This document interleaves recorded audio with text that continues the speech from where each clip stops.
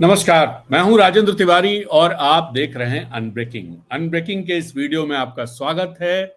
देश की बात अखबारों के साथ शुरुआत करेंगे नागपुर की एक खबर से।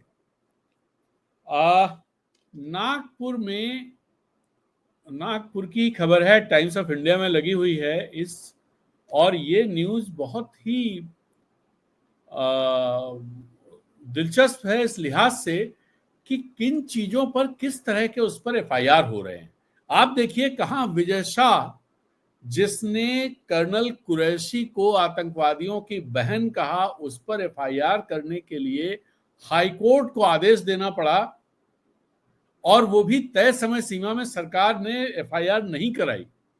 और दूसरी तरफ कुछ राइट विंगर के कहने से, उनकी शिकायत से, उनकी तरफ से एफआईआर दर्ज कराने के लिए जाया जाता है तो पुलिस तुरंत एफआईआर दर्ज करती है। यह किस्सा है नागपुर का और 14 मई का किस्सा है। दरअसल वहां एक संगठन चलता है, समता कला मंच, जिसे चलाती हैं एक पुष्पा साथीदार। पुष्पा साथीदार के हस्बैंड वीरा साथीदार जो है वो एक जबरदस्त मराठी एक्टर रहे हैं और कवि रहे हैं। उन्होंने एक फिल्म की थी कोर्ट, मराठी फिल्म थी कोर्ट, जिसको 2016 में ऑस्कर में ऑफिशियल एंट्री के तौर पर भेजा गया था। मतलब भारत की ऑफिशियल एंट्री थी वो ऑस्कर के लिए 2016 में कोर्ट। उसमें उनका एक बड़ा मजबूत रोल था और वो अम्बेडकराइट माने जाते रहे हैं, कवि रहे हैं, बहुत अच्छी कविताएं लिखते रहे हैं और उनकी कवि और एक्टर के तौर पर एक प्रसिद्धि रही है महाराष्ट्र में।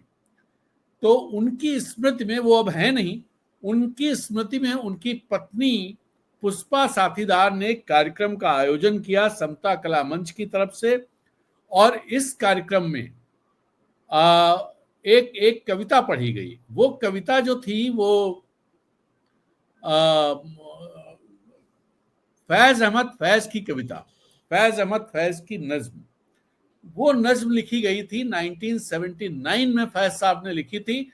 और फैज साहब चूंकि पाकिस्तानी शायर हैं और वो दरअसल पाकिस्तान गए किस लिए थे ये भी आपको बताएं कि वो लोग जब पार्टीशन हुआ तो पाकिस्तान में जो लोग जिस तरह का राष्ट्र बन रहा था, पाकिस्तान के इस्लामी बेस बन रहा था, तो इन लोग कहना था ऐसे राष्ट्र में नहीं रहा जाए। लेकिन फैज साहब या ऐसे ढेर सारे लोग वहां इसलिए रुके जिसमें पाकिस्तान को उस रास्ते पर जाने से रोका जा सके।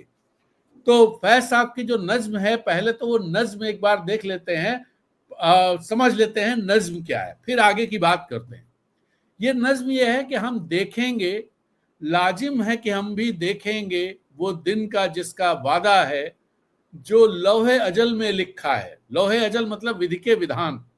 जो लौहे अजल में लिखा है, जब जुल्म सितम के कोहे गरा मतलब घने पहाड़, जब जुल्म सितम के कोहे गरा रूई की तरह उड़ जाएंगे, हम महकूमों के पांव तले, महकूमा मतलब रियाया यानी जनता, हम महकूमों के पांव तले ये धरती धड़ धड़ धड़केगी और अहले हकम के सर ऊपर, अहले हकम मतलब जो न्यायाधीश होते, सत्ताधीश, न्यायाधीश नहीं सत्ताधीश, और अहले हकम के सर ऊपर जब बिजली कड़कड़ कड़केगी, जब अर्ज खुदा के काबे से सब बुत उठवाए जाएंगे। बुत सत्ताधारियों के प्रतीक के पुतले के तौर पर, प्रतीक के तौर पर बुत यहाँ इस्तेमाल किया गया है।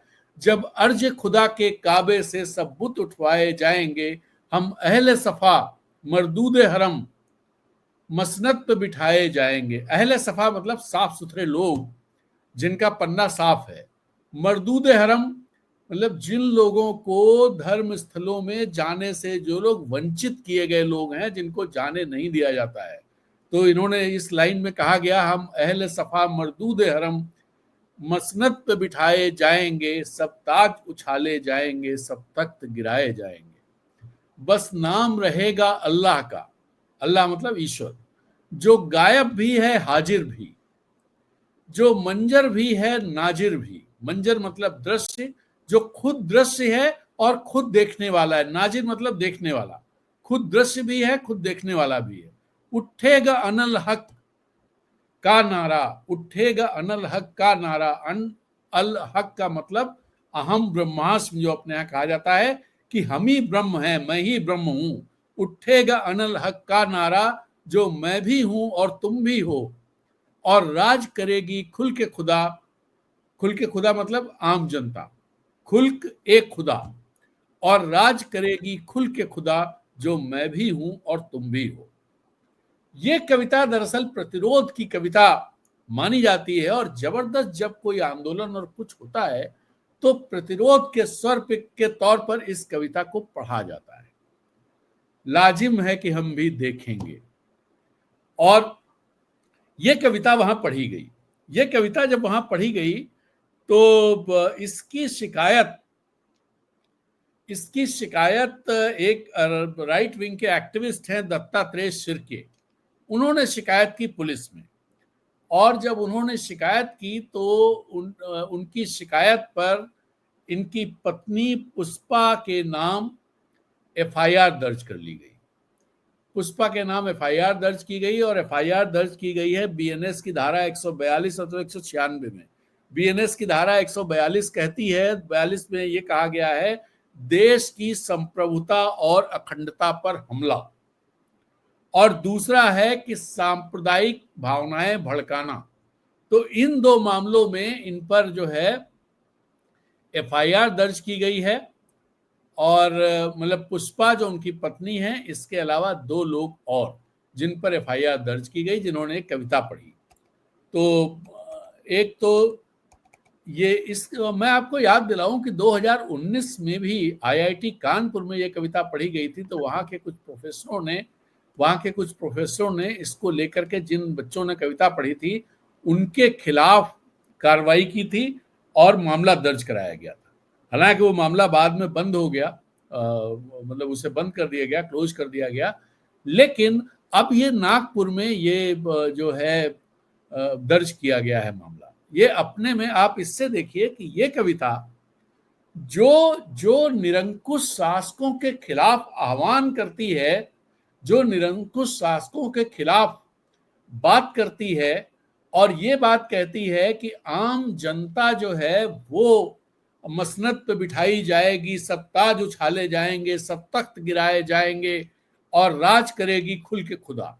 मतलब जनता राज करेगी, डेमोक्रेसी की बात करती है।